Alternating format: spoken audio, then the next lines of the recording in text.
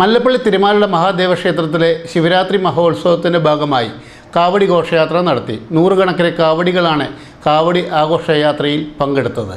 മല്ലപ്പള്ളി ടൗണിനെയും സമീപ പ്രദേശങ്ങളെയും ഭക്തിസാന്ദ്രമാക്കിയാണ് മല്ലപ്പള്ളി തിരുമാലയുടെ മഹാദേവ ക്ഷേത്രത്തിലെ ശിവരാത്രി ഉത്സവത്തോടനുബന്ധിച്ച് നടന്ന കാവടി ഘോഷയാത്രയിൽ ആയിരങ്ങൾ അണിചേർന്നത്.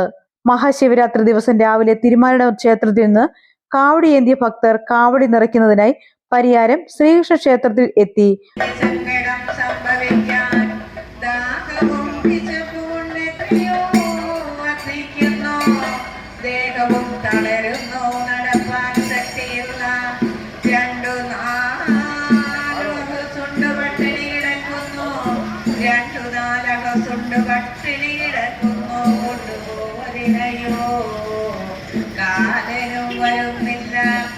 തുടർന്ന് കാവടി നിറച്ച് ഘോഷയാത്ര ആഘോഷമായി ഉച്ചയോടെ മല്ലപ്പള്ളി ടൗണിലെത്തി.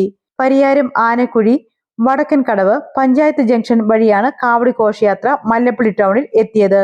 കുംഭച്ചൂടിനെയും കടുത്ത വെയിലിനെയും അവഗണിച്ച് റോഡിന്റെ ഇരുവശങ്ങളിലുമായി മണിക്കൂറുകളോളം കാത്തുനിന്നാണ് ഭക്തർ ഘോഷയാത്രയെ വരവേറ്റത്. മയിൽപീലി കാവടി ഉൾപ്പെടെ ചെറുതും വലുതുമായ കാവടികളും ഏന്തിയവർ ഘോഷയാത്രയിൽ അണിചേർന്നു. ചെണ്ടമേളം, പമ്പമേളം, അമ്മൻകുടം എന്നിവ ഘോഷയാത്രയ്ക്ക് അകമ്പടിയായി. നെറ്റിപ്പട്ടം കെട്ടിയ ഗജവീരനും ഘോഷയാത്രയ്ക്ക് മിഴിവേകി. ക്ഷേത്രത്തിന് മുൻവശത്തെ മണിമലയാറ്റിലെ മണപ്പുറത്തെത്തിയ കാവടി ഭക്തർ തിമിർത്താടി. കാവടി അഭിഷേകത്തിന് ശേഷമാണ് ഘോഷയാത്ര സമാപിച്ചത്. 12 ദിവസത്തെ വ്രതാനുഷ്ഠാനങ്ങൾ നടത്തിയാണ് കാവടിയാട്ടക്കാർ കാവടി ഏന്തിയത്. തുടർന്ന് മല്ലപ്പള്ളിയിൽ വേലകളിയും ക്ഷേത്രത്തിൽ കാഴ്ച ശീവേലിയും തിരുമുമ്പിൽ വേലയും പുഷ്പാഭിഷേകവും നടന്നു. തന്ത്രി ചോണൂരില്ലത്ത് ഈശ്വരൻ നമ്പൂതിരി മേൽശാന്തി സൂര്യനാരായണ ഭട്ടതിരിയുടെയും നേതൃത്വത്തിലാണ് ക്ഷേത്ര ചടങ്ങുകൾ നടന്നത്.